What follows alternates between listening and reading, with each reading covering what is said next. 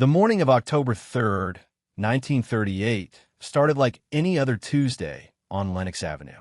Street vendors were setting up their carts, children were walking to school, and the smell of fresh bread from Moretti's bakery filled the crisp autumn air. But by noon, something would happen that would change the power structure of Harlem forever. Something that would remind the Italian crime families that some lines should never be crossed, no matter how much territory you controlled or how many politicians you owned. Her name was Helen Lawrenson, though in the neighborhood, everyone called her Miss Helen. She was 34 years old, a seamstress who worked out of a small shop on 135th Street, making dresses for the wives and daughters of Harlem's working class. She wasn't anyone particularly important. She didn't run numbers. She didn't work for any criminal organization. She was just a woman trying to make an honest living in a neighborhood where the boundaries between legitimate business and the underworld were constantly shifting. What happened to her that October morning wasn't random. It was calculated. It was meant to send a message, and it would receive a response that the Italian mob never saw coming. According to police record from the 32nd Precinct, 3 men entered Helen's shop at approximately 11:47 a.m. Witnesses later described them as well-dressed, speaking Italian among themselves, and carrying themselves with the kind of confidence that came from believing you were untouchable. They weren't there to buy dresses. They were there because Helen's shop sat on a corner that the Genovese family wanted. They were there because Frank Costello's expansion into Harlem was accelerating, and buildings were being acquired through methods that rarely involved fair negotiation. What they did to Helen in those next 15 minutes would be documented in hospital records at Harlem Hospital. What they said to her would be repeated in whispers throughout the neighborhood for weeks. But more importantly, what they did would reach the ears of one man who had built his entire reputation on a simple principle. In Harlem, there were rules. And rule number 1 was that you didn't touch the civilians. His name was Ellsworth Raymond Johnson. But if you lived in Harlem between 1930 and 1968, you knew him by another name. A name that carried weight on every street corner, in every policy bank, in every nightclub from 110th Street to 155th. You knew him as Bumpy. And Bumpy Johnson was about to teach the Italian mob a lesson about respect that would echo through organized crime circles for the next 3 decades. But before we understand what happened next, before we can comprehend the calculated precision of Bumpy's response, we need to understand who he was. We need to understand the world he built, the code he lived by, and why this particular incident would become the defining moment that separated Harlem's underworld from Manhattan's Italian crime families forever. Because what Bumpy Johnson did wasn't loud. It wasn't dramatic. And when it was over, no one could prove anything. But everyone knew, and that knowledge changed everything. Ellsworth Raymond Johnson arrived in Harlem in 1919 at the age of 14, a skinny kid from South Carolina with a chip on his shoulder and a head full of ambition. By 1938, he was 33 years old and controlled the most sophisticated numbers operation in New York City. But the path from that Carolina boy to Harlem's most feared and respected figure was written in blood, strategy, and an almost supernatural ability to read power dynamics. The numbers game, for those unfamiliar, was a lottery system that ran daily in black neighborhoods across America. Players would bet on 3-digit numbers, usually tied to the last 3 digits of the daily treasury balance or stock market figures. The odds were 999 to 1, but the payout was 600 to 1, which meant massive profits for whoever controlled the banks. By 1938, the numbers racket in Harlem alone was generating approximately $100 million annually in untaxed income. That's equivalent to nearly $2 billion in today's money. Bumpy didn't start at the top. He started as a runner for Stephanie St. Clair, a woman known as Queenie, who controlled a significant portion of Harlem's numbers operation in the early 1930s. Stephanie was brilliant, ruthless, and completely fearless, qualities that Bumpy absorbed and refined. Under her mentorship, he learned that violence was sometimes necessary, but intelligence was always superior. He learned that loyalty earned through respect was more valuable than loyalty earned through fear. And he learned that the real power in organized crime wasn't in how loud you were, but in how precisely you moved. By 1935, Bumpy had become Stephanie's enforcer and strategist. He had also developed a reputation for something unusual in the underworld: fairness. If you played by the rules, Bumpy protected you. If you worked hard and stayed loyal, he ensured you ate. But if you crossed the line, if you stole, if you informed, if you disrespected the neighborhood, the consequences were swift and absolute. There are police reports from this period that paint a fascinating picture. Between 1935 and 1938, Bumpy Johnson was arrested 17 times. Assault, weapons possession, racketeering, extortion. But here's what's remarkable. Not a single arrest resulted in significant jail time. Witnesses disappeared. Evidence went missing. Complainants suddenly refused to testify. The 32nd Precinct had a file on Bumpy that was 3 inches thick, but they couldn't make anything stick. Lieutenant Martin Riley, who spent years trying to build a case against Bumpy, later wrote in his memoir, "Johnson was different from the Italian gangsters we dealt with downtown. He wasn't flashy. He didn't make speeches. He didn't need to prove how tough he was. He just was. And everyone knew it." What made Bumpy particularly dangerous was his strategic mind. While other criminals were fighting over street corners, Bumpy was building networks. He had connections with corrupt police officers, legitimate business owners, political fixers, and even journalists. He understood that information was power, and he had informants everywhere. If something happened in Harlem, a robbery, a shooting, a police raid, Bumpy usually knew about it before the precinct captain did. But more than his strategic brilliance, more than his physical toughness, what defined Bumpy Johnson was his code. He had rules, clear, unbreakable rules. No drugs, no prostitution in residential areas, no targeting civilians, no stealing from local businesses, and absolutely, under no circumstances, no disrespecting Harlem's women, children, or elderly. This code wasn't just moral posturing. It was practical. Bumpy understood that his power came from the community's tolerance, if not outright support. As long as the numbers game stayed in the shadows, as long as violence stayed between criminals, as long as honest people could go about their lives without being terrorized, the community would look the other way. The moment his operations started harming regular people, the community would turn against him, and no amount of guns or money could save him from that. Which brings us back to October 3rd, 1938, and Helen Lawrence's dress shop on 135th Street. By 1938, the Italian mob's expansion into Harlem had become aggressive. Frank Costello, Lucky Luciano's lieutenant, saw the profits being generated in Harlem and wanted a piece. Dutch Schultz had tried to muscle in years earlier and had been run out by Stephanie St. Clair and Bumpy. But Schultz was dead now, killed in a Newark restaurant in 1935, and the Italians thought Harlem was ripe for the taking. They were wrong, but they didn't know it yet, and their ignorance would cost them far more than they could imagine. Helen Lawrence's shop was modest, 12 feet wide, maybe 20 feet deep, with 2 sewing machines, a cutting table, and racks of fabric along the walls.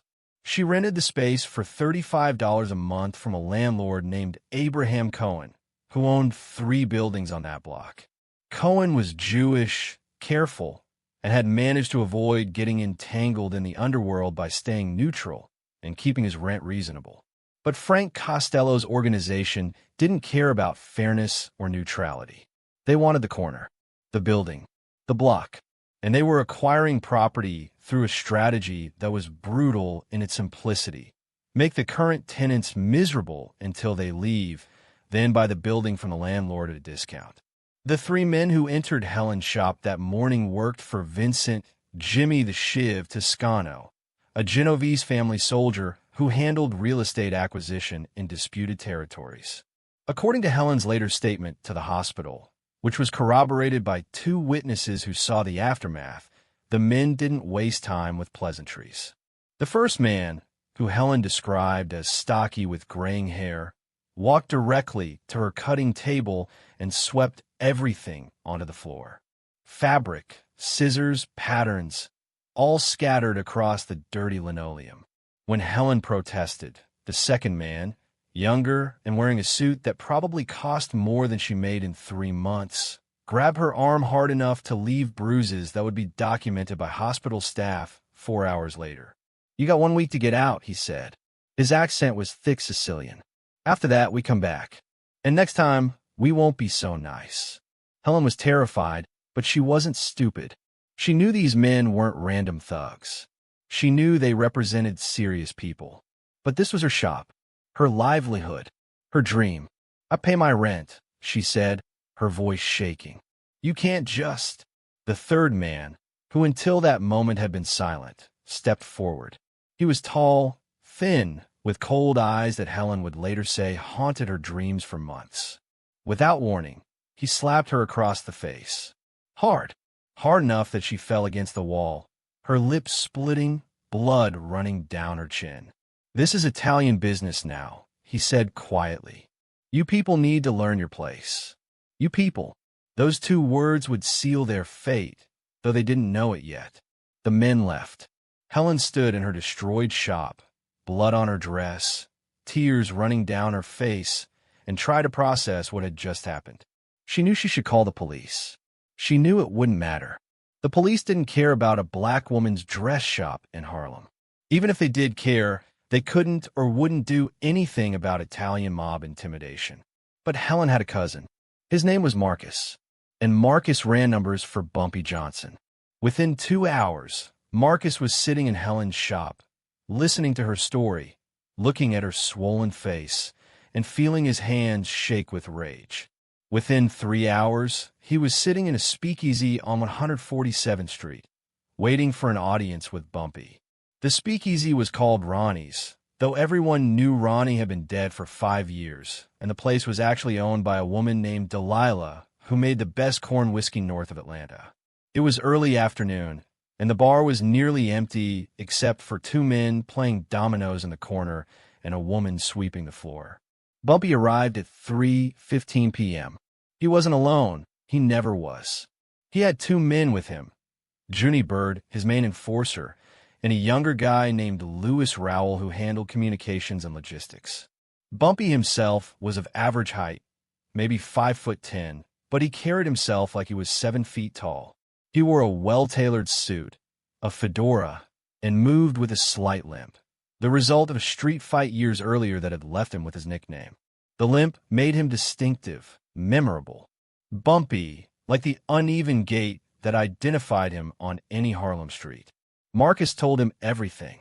The 3 men, the threats, the slap, the words, "You people need to learn your place." According to witnesses who were present, Bumpy's expression didn't change as he listened. He didn't rage. He didn't pound the table.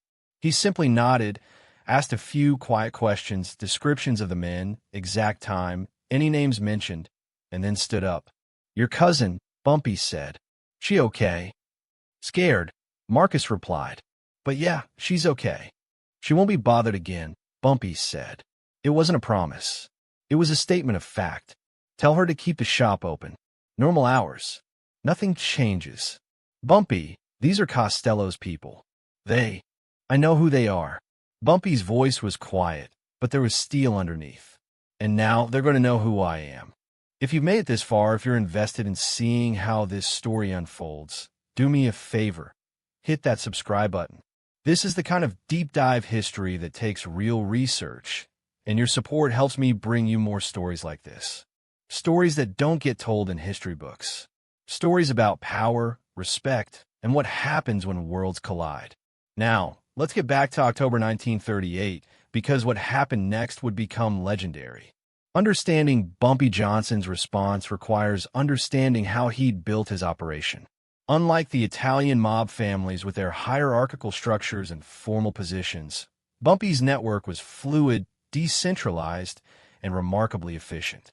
He had eyes and ears everywhere, and within 12 hours of the incident at Helen's shop, Bumpy knew more about Vincent, Jimmy the Shiv, Toscano's operation than Toscano's own boss did. The information came from multiple sources. A janitor at the Genovese Family Social Club on Mulberry Street who happened to be married to a woman who ran numbers in Harlem. A bartender at an Italian restaurant in Little Italy who supplemented his income by reporting interesting conversations to various interested parties. A corrupt cop in the 5th Precinct who owed Bumpy a favor after Bumpy had kept quiet about the cop's gambling debts. And perhaps most valuably, a bookkeeper who worked for one of Toscano's front companies and who had been quietly funneling information to Bumpy for 6 months.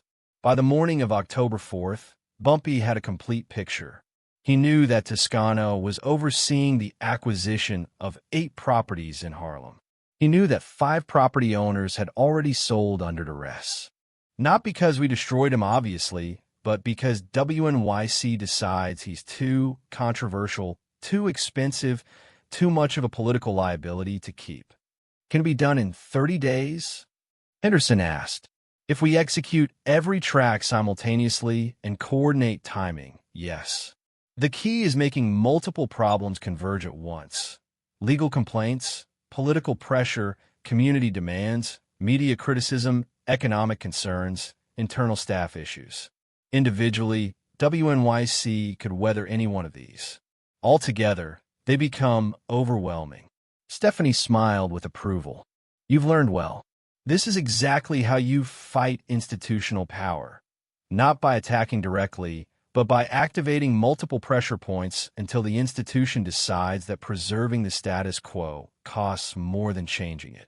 The meeting continued for 2 more hours, working through details, assigning specific responsibilities, establishing communication protocols.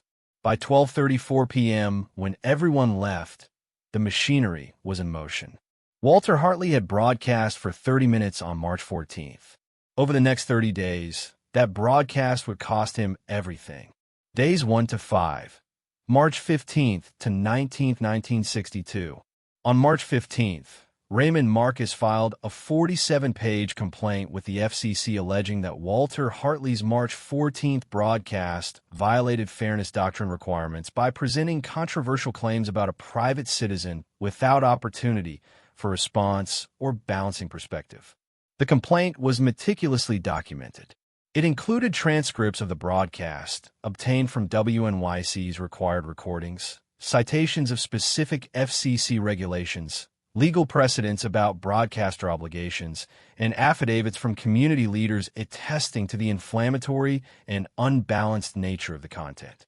Marcus also sent a formal letter to WNYC's general manager, Arthur Brennan, demanding a full retraction of defamatory statements about Ellsworth Johnson, equal airtime for community response, review of Walter Hartley's programming standards, written commitment to balanced coverage of Harlem community issues. The letter warned that failure to respond within 10 business days would result in defamation lawsuit seeking damages for reputational harm. On March 16th, the Amsterdam News ran a front-page story. WNYC broadcaster attacks Harlem in inflammatory segment. The article didn't defend Bumpy Johnson specifically. Instead, it focused on Hartley's broader attack on Harlem, quoting the sections of his broadcast that characterized the entire community as crime-ridden and morally corrupt. The story included responses from Reverend Thomas Kilgore, several business owners, and City Councilman Earl Brown, all condemning the broadcast as racially inflammatory. On March 17th, Congressman Adam Clayton Powell Jr. sent a letter to Mayor Wagner expressing concern that a municipal station was broadcasting content that denigrates the Harlem community and violates basic standards of fairness in public media. Powell requested a meeting with the mayor to discuss WNYC's programming standards and the composition of the Municipal Broadcasting Board, which had no black members despite serving a city with over 1 million black residents. On March 18th, a coalition of 17 Harlem churches sent a letter to WNYC demanding equal airtime to respond to Hartley's characterization of their community. The letter was delivered with significant media coverage. Reporters from multiple outlets were invited to witness the delivery, creating photo opportunities and additional news coverage. On March 19th, 3 black employees at WNYC filed internal complaints with the station's HR department alleging that Hartley's broadcast created a hostile work environment. They claimed that allowing such content to air sent a message that black employees weren't valued or respected by station management. Individually, none of these actions would have been overwhelming. Together, arriving within 5 days, they created a crisis atmosphere at WNYC that forced immediate response. Days 6 to 10, March 20th to 24th, 1962. Arthur Brennan, WNYC's general manager, called Walter Hartley into his office on March 20th at 9:15 a.m. "We have a problem," Brennan said, gesturing to a stack of letters and legal documents on his desk. "Your March 14th broadcast has generated more complaints than anything we've aired in 5 years." "Complaint from who?" Hartley asked. "The criminal I exposed and his allies." "Complaint from the FCC, from the mayor's office, from a congressman, from churches, community organizations, our own employees. This isn't just Bumpy Johnson being upset. This has become a broader controversy about our programming standards. I reported facts. Everything I said was based on law enforcement sources and public records. Did you offer Ellsworth Johnson an opportunity to respond? Did you present alternative perspectives? Did you include voices from Harlem defending their community?" Hartley shifted uncomfortably. "The fairness doctrine doesn't require." "The fairness doctrine absolutely requires balance when presenting controversial viewpoints. And our attorneys are now telling me that your broadcast could be considered defamatory because you made specific accusations without sufficient factual support or opportunity for response. So what do you want me to do?" "For now, nothing. Let me handle the complaints and legal issues." "But Walter, you need to understand, if this escalates, if we face FCC sanctions or defamation lawsuit, you become a liability. And municipalities don't protect liabilities." Hartley left Brennan's office convinced this would blow over, that complaints would be processed through bureaucratic channels and eventually dismissed, that his audience supported him and that made him valuable to the station. He was wrong on all counts. On March 21st, the Municipal Broadcasting Board held an emergency meeting to discuss the Hartley controversy. The 7 board members, all mayoral appointees, were briefed on the FCC complaint, the legal threats, the political pressure, and the community demands for accountability. The board's chairman, Robert Dowling, was particularly concerned about the political implications. Mayor Wagner was facing re-election in 1965 and needed Harlem's votes. Allowing a municipal station to broadcast racially inflammatory content could become a campaign issue that cost the mayor crucial support. On March 22nd, 15 businesses that advertised on WNYC received visits from community representatives suggesting that their advertising dollars were supporting a station that had broadcast racially inflammatory content. The conversations were polite, informational, and carried implicit threats about consumer boycotts if the companies continued supporting problematic programming. 3 companies immediately pulled their advertising. 5 more put their accounts under review pending WNYC's response to the controversy. On March 23rd, the FCC acknowledged receipt of Raymond Marcus's complaint and opened a formal investigation into whether WNYC's March 14th broadcast violated fairness doctrine requirements. When Helen Lawrenson learned that her building had been sold, she panicked, assuming her shop was finished. But then Cohen explained that the new owners had guaranteed that all current tenants would keep their leases at current rates. In fact, the new owners were investing in building improvements, new windows, fresh paint, modern plumbing. Helen never learned that the real estate investment group was a front company controlled by Bumpy Johnson. She never knew that Bumpy now owned her building and 2 others on the block. All she knew was that she was safe and that the Italian men never came back. Meanwhile, Toscano was facing heat from multiple directions. The police investigation was expanding. The newspaper articles had made him toxic, No legitimate business owner would work with him now, and even corrupt cops were avoiding him because of the publicity. And worst of all, Frank Costello had summoned him to a meeting.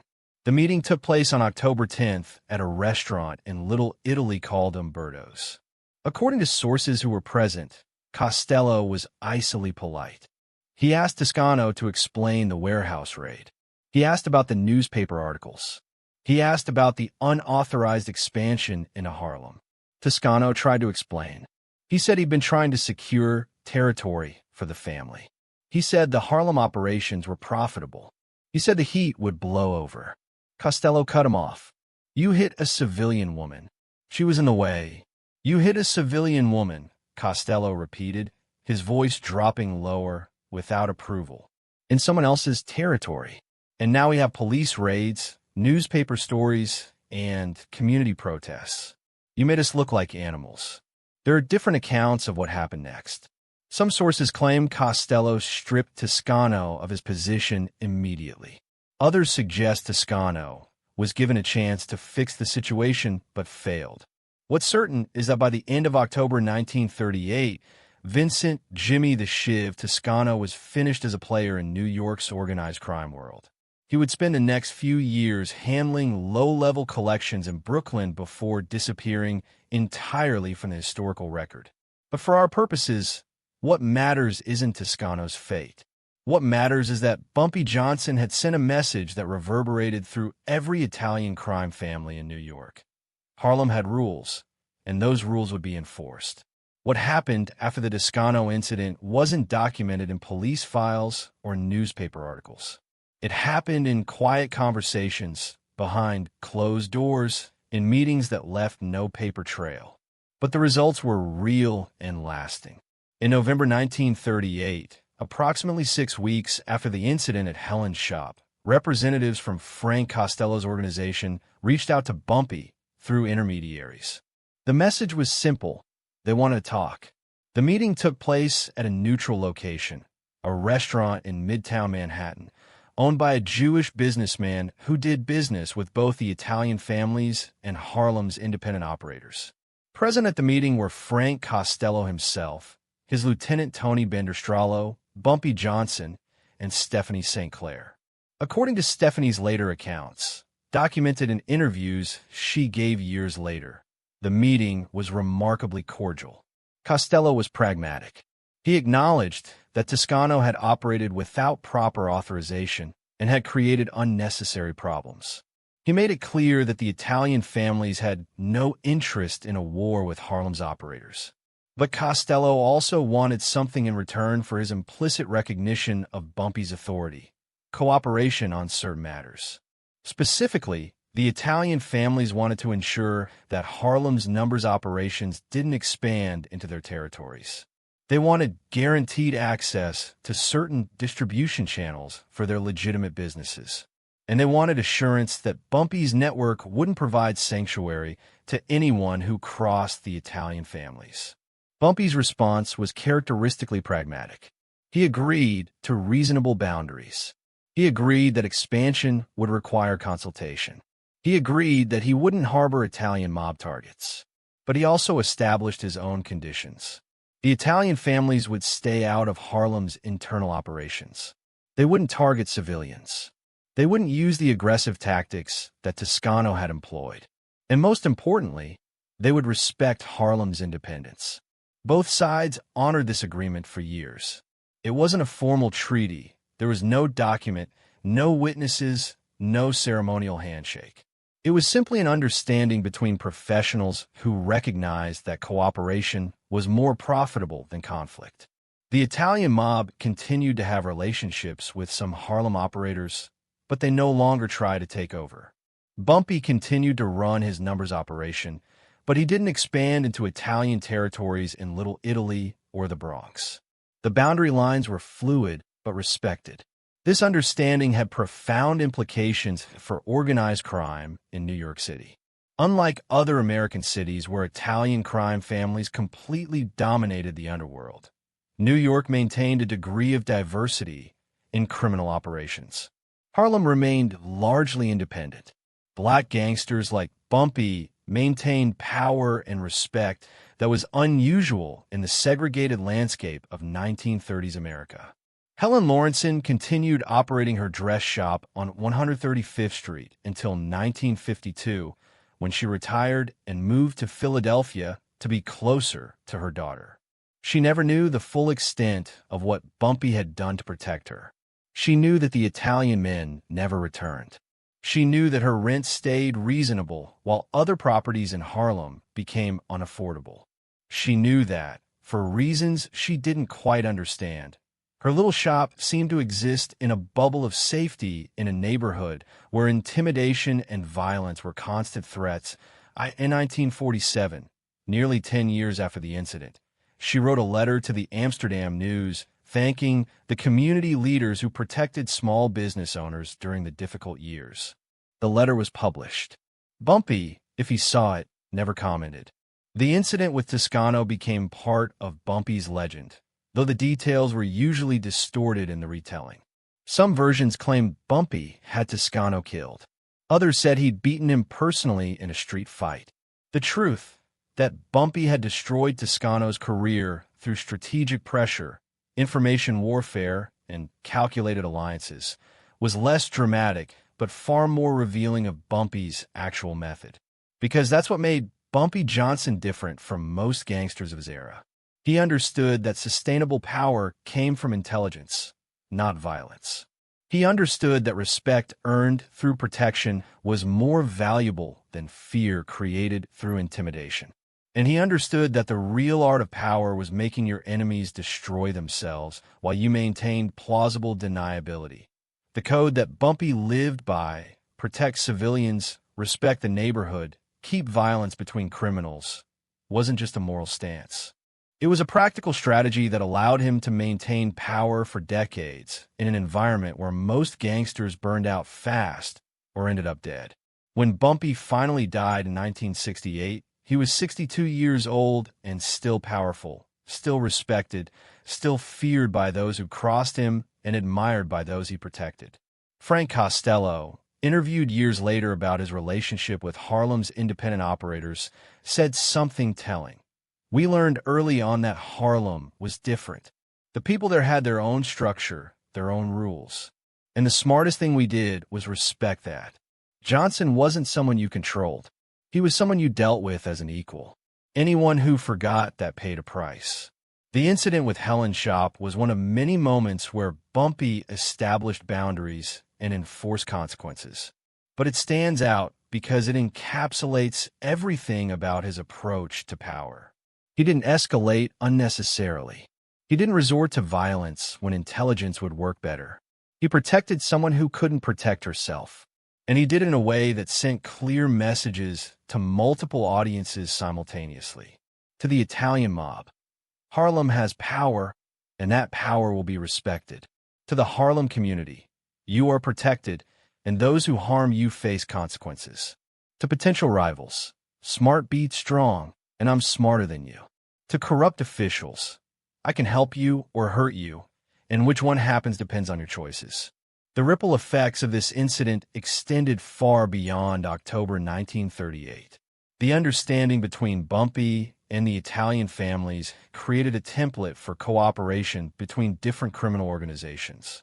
It demonstrated that power didn't have to be zero-sum, that territories could be respected, that violence could be avoided when both sides acted rationally. This pragmatic approach to organized crime would influence New York's underworld for decades. Even after Bumpy's death, the principle that Harlem maintained its independence continued. The Italian families never achieved the total dominance in Harlem that they held in other parts of the city. Black gangsters maintained power, built empires, and commanded respect. And it all traced back, at least in part, to a Tuesday morning in October 1938 when three men made the mistake of thinking that disrespecting a Harlem seamstress would have no consequences. They learned otherwise. The hard way. The permanent way. Bumpy Johnson never spoke publicly about the incident. He didn't need to. His actions spoke louder than any words could. And the lesson he taught that autumn, that in Harlem, there were lines you didn't cross, became part of the foundational code that shaped organized crime in New York City for generations. In the end, that's what power really looks like. Not flashy violence or loud threats, but quiet, calculated action that changes everything while leaving no fingerprints. That's the legacy of Bumpy Johnson. Not just a gangster, not just a criminal, but a strategist who understood that the most effective force wasn't physical strength but strategic precision. Helen Lawrenson probably never understood the full scope of what had happened. She probably never knew that her small dress shop had become the center of a power struggle between Harlem's independent underworld and the Italian mob. She probably never realized that her cousin's conversation with Marcus and Marcus's conversation with Bumpy had triggered a sequence of events that would reshape criminal power structures across New York City. But that's exactly how power works. Most people never see the mechanisms. They only see the results. Helen saw that she was safe, that her shop survived, that the rent stayed fair, that the men who threatened her never returned. That was enough. For her, the story ended with safety and relief. But for historians trying to understand how power really operated in 1930s Harlem, the story reveals something far more profound. The respect, strategy, and community protection could be more powerful than any weapon. Bumpy Johnson knew this. Frank Costello learned it. And Vincent Toscano paid the price for not understanding it soon enough. Three men walked into a dress shop on October 3rd, 1938, thinking they were untouchable. By October 31st, one had lost his position, one had learned a permanent lesson about boundaries, and one had disappeared into the kind of obscurity that's worse than death for a man who'd built his identity on being feared. And all of it happened because they made one critical mistake. They disrespected a woman in Bumpy Johnson's territory. Some lessons cost everything to learn. This was one of them.